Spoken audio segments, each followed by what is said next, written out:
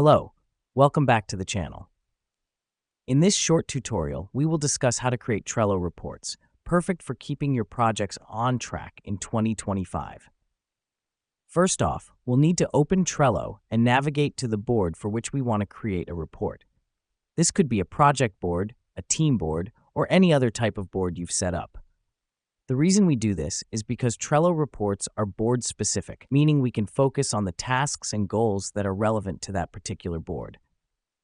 Now that we've done that, let's move on to the next step, which is to click on the Show Menu button on the right-hand side. Then select More, and then Print and Export. This helps us because it allows us to access the data we need to create our report. Next up, we'll click on Export as JSON. Don't worry if this sounds technical. JSON is just a file format that's easy for computers to read and write. Let me explain why this matters. By exporting our Trello board as a JSON file, we're able to capture all the data about our tasks, including who's assigned to them, their due dates, and their status. Now, once we have our JSON file, we'll need to convert it into a more readable format for our report. There are several online tools available for this, such as JSON to CSV converters.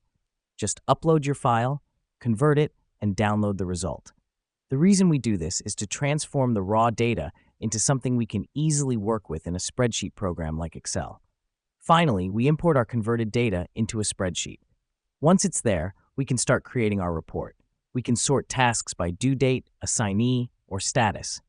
We can also create charts and graphs to visualize our data. This helps us because it allows us to see at a glance how our project is progressing and where we might need to make adjustments.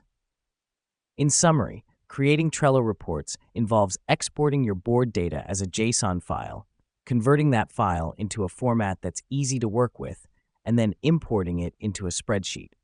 From there, you can manipulate the data to create a report that suits your needs. And that's it for today's tutorial. I hope you found this guide to creating Trello reports helpful.